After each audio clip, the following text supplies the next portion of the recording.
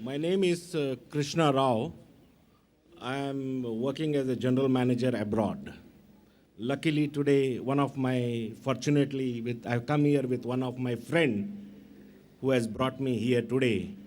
In fact, Dr. Zakir, I have seen him on TV, and always this is a great opportunity that God has given me to see him personally and ask a question which always I had a doubt in my life, that why God didn't create one religion, or he didn't make one religion for everybody so that peace would have been prevailed on this earth.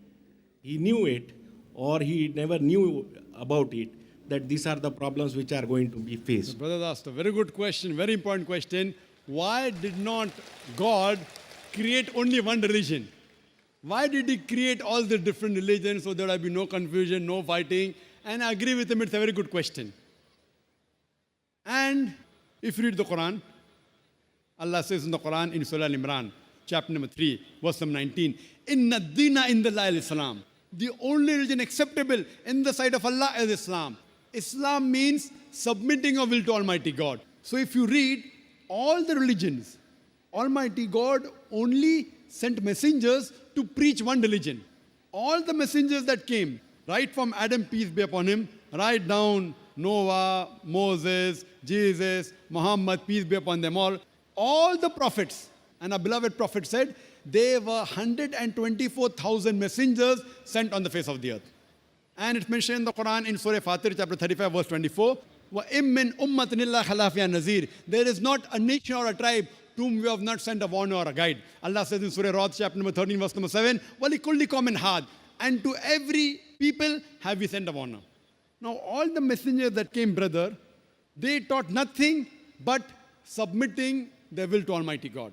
And the basic message that all these messengers taught oneness of God. He did not beget. He has got no mother. He has got no father. He is only one. There's nothing like him. But due to passage of time, all what the messengers preached, it got corrupted. And if you heard my talk, I mentioned that most of the scriptures that came before the Quran, they got changed. And Allah says in the Quran, in several places, if He wanted, He could have made everyone submit his will to God. Everyone Muslim. See, Muslim brother, don't take it as a religion. The real meaning of Islam is, it's a deen, it's a way of life. Submitting your will to God. And Muslim doesn't mean a person who has the name Zakir, Abdullah, Sultan. Muslim means a person who submits his will to God. If you submit your will to God in Arabic, I will call you as a Muslim. So don't go on the labels given, Sultan, Zakir, Abdullah. Muslim in Arabic means a person who submits his will to God. Anyone who submits his will to God, he is called as a Muslim. So all the messengers that came, they taught that we have to submit our will to God. All of them taught monotheism. All taught Tawheed. But by the passage of time, all these scriptures kept on changing. And that's the reason Almighty God, He sent the last and final messenger, Prophet Muhammad, peace be upon him. And the last and final revelation, glorious Quran.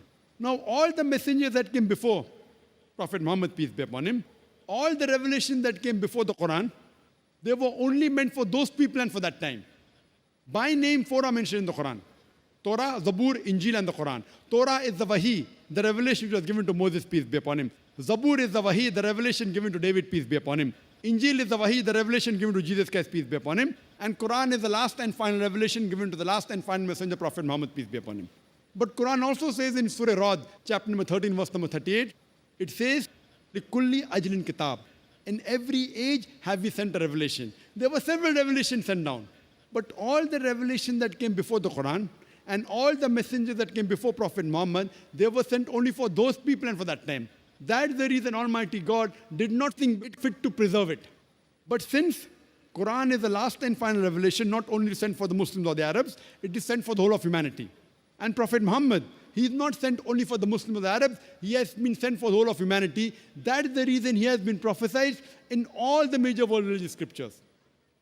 And this book, the Quran, Allah says in Surah Hijr, chapter number 15, verse number 9, we have revealed the Quran and we shall guard it from corruption.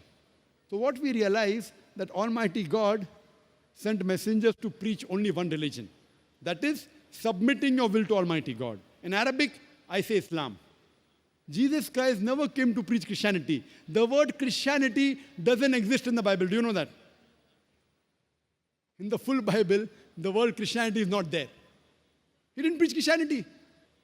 The word Christian was a nickname given to the followers of Jesus at Antioch, mentioned in the book of Acts.